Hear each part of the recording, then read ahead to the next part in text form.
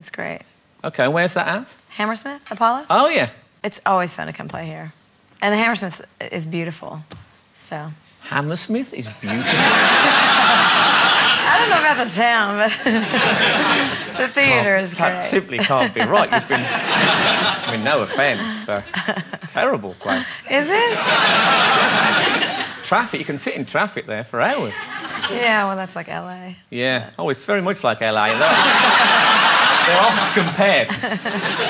What about France and all those, the European side of things? Are they all right? They're great. It's nice to be able to speak, because I don't speak French or German or really anything else. I speak a little Spanish, but to be able to speak to the people and tell them what the songs are about, and so... Do they smell any different?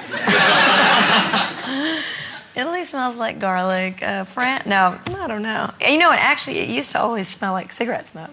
You must get a lot of marijuana coming up from the crowd yeah, as well. Actually, that's true. We went and saw Cream the other night at the Madison Square Garden, and I went with Lance, who clearly is an athlete and doesn't... I mean, he's a cancer survivor, so he doesn't smoke or anything like that. And somebody had the most strong weed in front of us. We were like... And it was like, wow, Cream is really cool. And you didn't have to pay, even. No, totally free. See, secondary smoking can be good. I should explain, in case anyone don't know, that Lance is Lance Armstrong, the 7-time Tour de France winner. You know Lance? Yeah, and he's your fiancé. He is. You know what that is? Oh, somebody said. That's my favourite word ever. Is fiancé? Fiancé. I like persnickety, but fiancé is cool too. What do you like, persnickety? Persnickety. Yeah. Yeah, but the trouble is he's not your persnickety. As far as I know. No, I don't know what it means. Have you got a fabulous engagement? I do have Wow-wee! That is a beauty. I love those girls actually going, woo! We have a picture of you and Lance. Oh. Now, what is that around your wrist? Are you afraid of drowning? Oh, that is so funny, because I was looking at that going, what is that on my wrist? That is a purse. Does your money come ready rolled? A lot of entertainers, that would be very handy. That is funny. I totally forgot about that. But it is funny, because I thought maybe that was something you'd superimposed into the picture. No, we wouldn't do that. That would have been the craziest thought. Let's superimpose a kind of log on a rope. So, do you cycle? I did. Yeah, I don't so much anymore, but... You've got a cycle now. Don't you and him go out cycling together? He doesn't even cycle. You know, I've been touring, so... And also, you can see I have, like, all these crazy scars because I'm not so great on the bike. And right now, I can't afford to break anything. Later, I can break things, but... It'd be no fun anyway, would it? Because she'd say, let's go for a nice country... Whoa, Lance! Now, you actually went to the Tour de France. I did. Twice. Now, yeah, to cheer him on. I've never been to a cycle run. I imagine it's not a great spectator sport. It's exciting. It's just that it's really exciting for about 20 seconds, you know? That's what would worry me. And then there's a lot of traffic getting there and getting out. And then what do you do then? Do you drive further on? You go or to do the you go local home? pub and you watch the rest of it on TV. That's rubbish.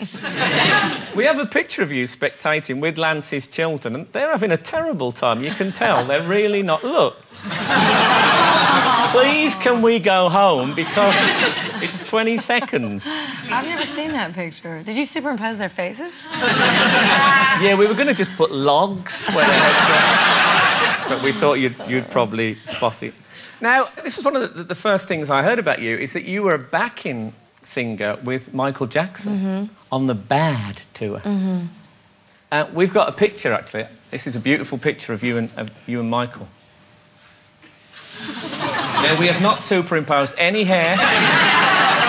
You know, it is funny, no matter what people say about him, and you know, he's definitely a bizarre cat. I mean, he is beyond.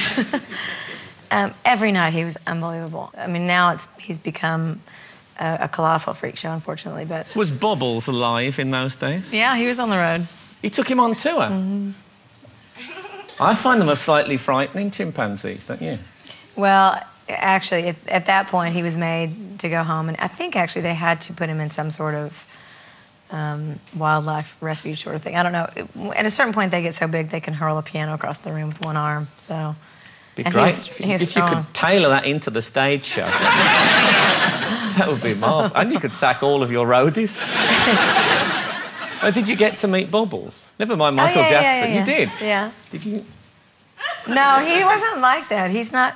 he was an orangutan, I believe. No. Yeah, I thought he was a chimpanzee. No, he was big. He was big. And, Bubbles was an orangutan. Yeah, I think he was. I may be wrong. You know, maybe he was a chimp. He was big, though. But there was no cuddling. No. Oh, no. Oh, I hope you got affection somewhere, Bubbles. We'll be back in a moment with more from Sheryl Crow. I think so. If I was going to marry you, I'd definitely want you to sing. But then he would have to ride his bike, you know.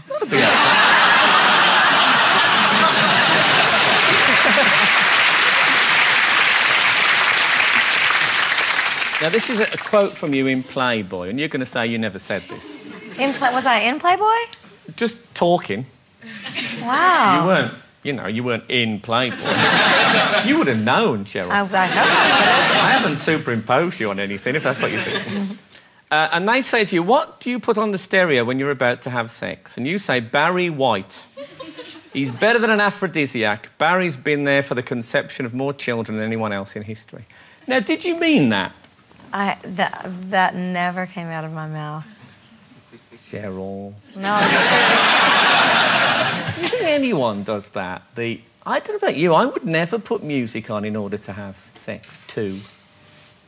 It seems like you'd be planning an awful lot. Yeah. Stop everything, run over to the iPod, do the spin around, find it. Well, I put a CD on, but I use this.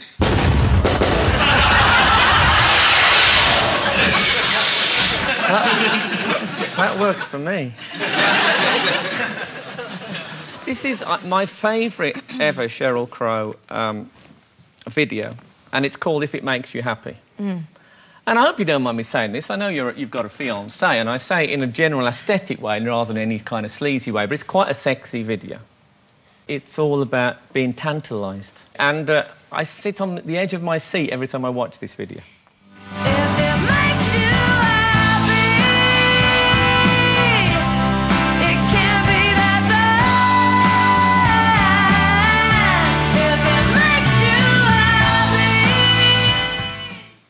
It's so near, yet so far away, Sheryl. You know what I mean? It's an incredibly short skirt, and it's shot at such an angle that one finds oneself naturally dipping like when you're watching it. Hope you don't mind me. No, but I will tell you a funny story about that video. We shot the video, it was a 2-day shoot, and the skirt was short, but when we came to edit it, I said, every shot has my... What do you call them here? Panties, but anyway, you can see my crotch.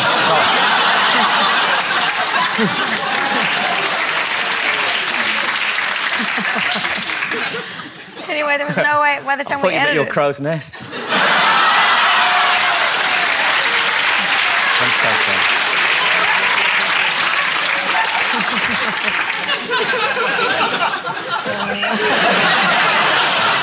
Just to make things more cultural, we have a great... I really love this clip. This is you singing with Pavarotti. Now, I've never seen this. No, see, we did the research. You did, man. Now, I honestly thought that when you do... You know, sometimes you get, like, a kind of pop singer and an opera person, and they sing their own styles, but you do the proper opera, and this is really impressive. This is Sheryl and Pavarotti. Andiamo, andiamo.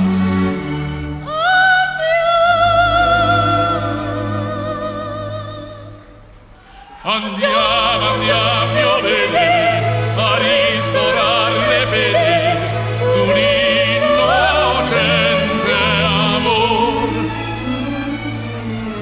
Andiamo, andiamo, mio bene, a ristorare le pene d'un innocente amor.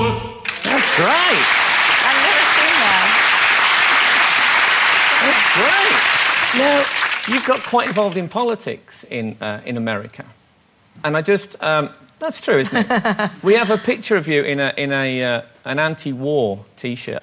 Because I find when you're photographed in a serious T-shirt like that, and it's happened to me, you don't know quite what face to pull. And you're thinking, I can't smile here, but I don't want to look miserable, so you've gone a kind of a halfway...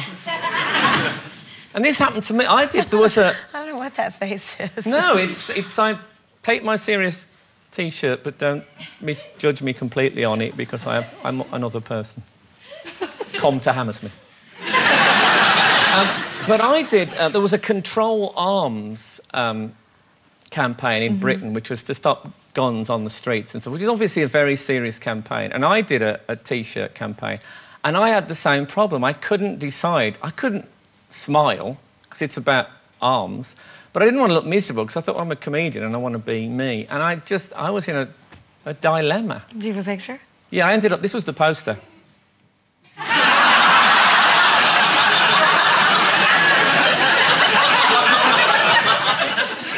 But do you know, Sheryl, gun crime has gone down 30%. Very effective. Yeah, good. Now, so you're playing Hammersmith tomorrow night. Yeah. And the album, as I said, Wildflower, is out now. Yeah. And it's a beautiful thing. Thank you. It's been great talking to you. Ladies and gentlemen, Sheryl Crow. Thank you so much.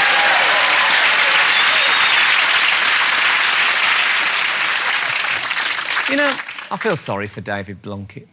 He had...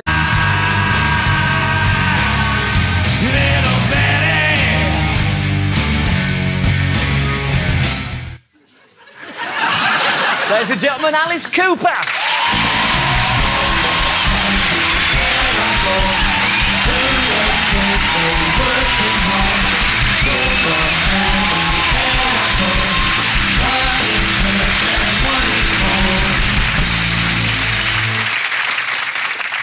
Alice, it's great to have you on.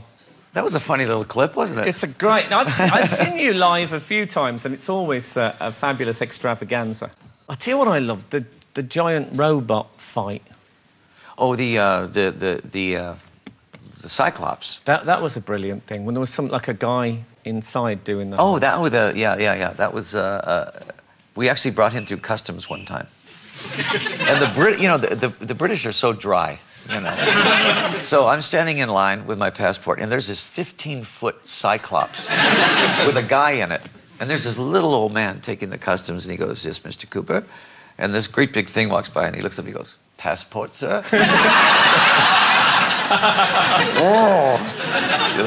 It's quite a heavy-duty live show. I remember going once when there was a nurse on stage, and you put a mic stand through her chest, and it came out of her back with a big spray of blood over the first That was a 4 good rows. special effect. That was I enjoyed it. Actually, it was a very... that one took a lot of work. And I ended up doing that same one. There was a movie called Prince of Darkness, John Carpenter movie. He came and saw that bit in the show, and he says, "Do you think you could put a bicycle through somebody's chest?" And I went, "Oh, yeah." So I ended up doing that in the movie. It was fun. But it's actually a pretty intricate trick. You have to have a spring-loaded thing that comes out, and it has to have plastic explosives. But it really does look good. Well, to do it live is... I mean, to do it in a movie, you figure you can do anything, but to do it on stage... That's it. It has to work that one time. That would be a great cabaret at Sheryl Crow's wedding. With a bicycle theme. Now, you're about to tour again. Paris Hilton features in the new show. You know, we used to cut Britney Spears' head off. Not many people say that. You know? Because we just felt that it was the thing to do, you know. And she's got quite a thick neck as well. Yeah. Well, she, you know, now that she's had her baby, you know, we gave her the year off. And who walks right into our crosshairs is Paris Hilton with that little chihuahua. And I don't know about you, but I am so sick of that chihuahua. And so I said, well, what would happen if the chihuahua went for her throat? And you know what I said? And so my daughter actually plays all the parts in the show. She's an actress. Not the chihuahua. Not the chihuahua. She doesn't play the chihuahua. But she comes out and she does the whole, you know, thing. Oh, so she's Paris Hilton? Yeah, she plays Paris. She plays also the mannequin that turns into the vampire, that turns into the ballerina. She does a ballet on stage also. It's great. It's a family business. It's a family business. It's lovely. We have a picture picture, actually, of Paris Hilton, with the real Paris Hilton with her dog. I think this is more shocking than your show in many ways. You just don't know where that mouth's been. Yeah, but look All at the dogs. I know where Paris's has been. I've seen the video. We'll be back in a moment with more from Alice Cooper. 57 now, Alice. Yes. I hope you don't mind me bringing that into the open. No.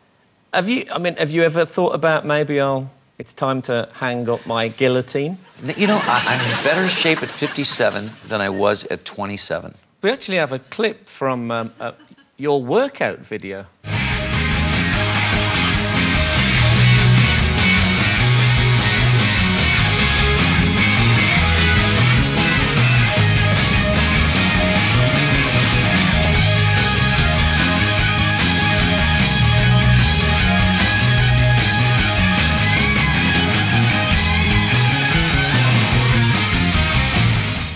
You've still got it. Hey, Good on you. 57 years old.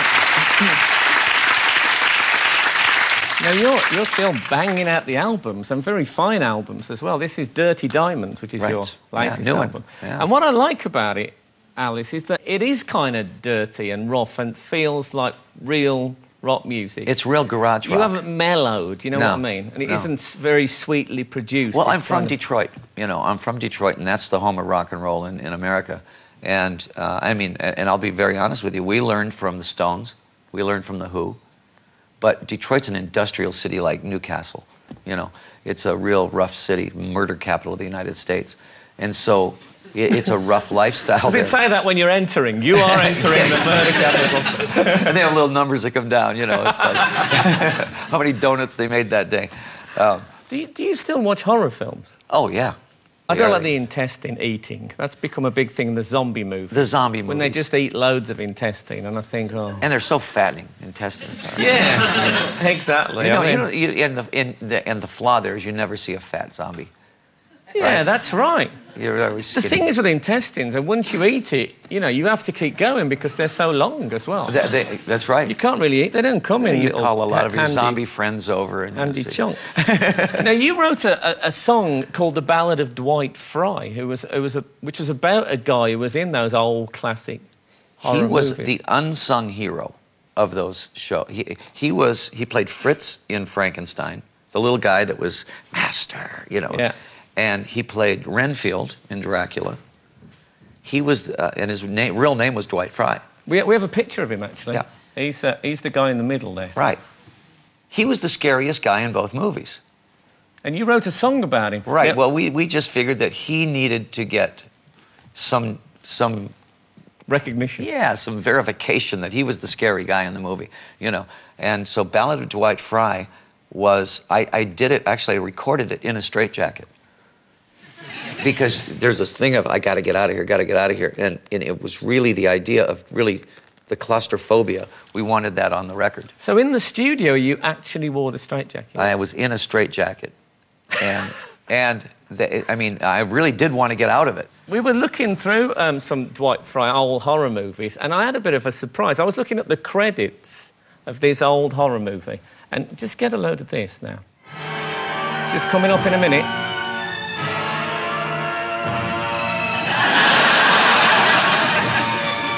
I was so proud. You didn't know that about him, did you? No, and apparently he did loads. He did all of them.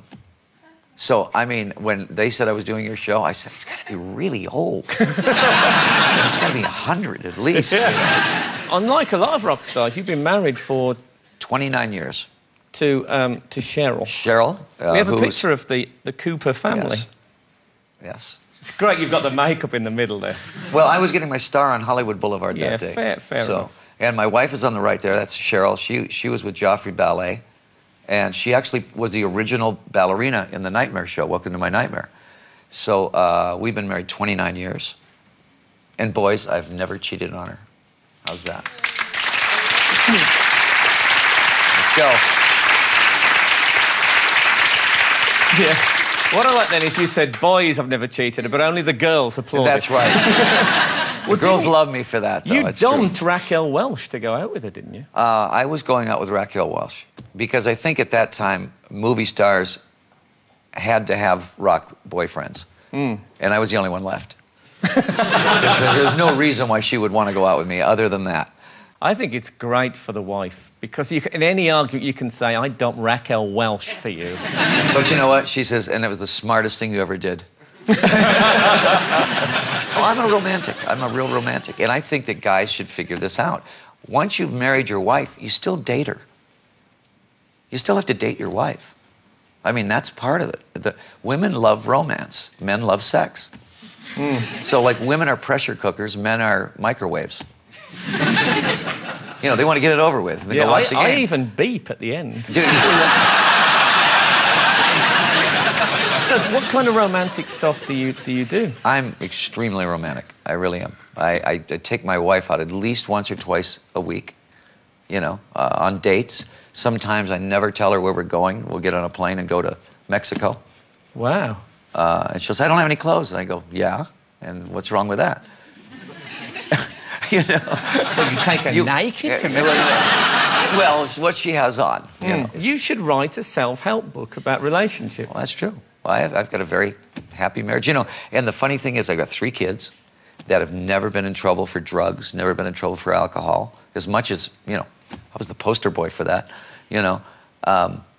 But our relationship is so good, my wife and I, is that, you know, they've never seen any friction there. So they're very secure, and they don't have to really rebel. How are they going to rebel? What, are they going to come home with blue lipstick and black? I'm going to go, I invented that. So the way they rebel is they come home and they come home with cowboys. You know, I mean, daughter will come home with this is my boyfriend, Clem. I go, tell me he's country western. Hi, Clem, how are you? It's a lovely story of domestic bliss. It is. And then Daddy goes to work and puts some mic stands through nurses. Takes the daughter and she gets her throat bitten out by a chihuahua. Right. This is after that. Well, there's so many things happen in the show, but that's the constant thing on the show is my daughter. She's my adversary through the whole show. Now, like I said, in the 70s, it was my wife. She was the adversary. So there's always that tension on stage. But it's so odd. Every once in a while, I have like a glimpse of reality.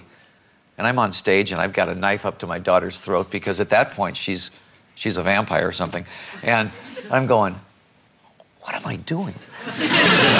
See, in England, that's what we think America's like all the time.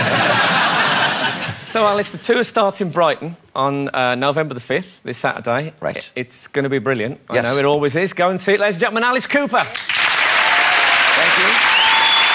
Thank you, Frye. Nice to meet you, Alice. Thank you very much.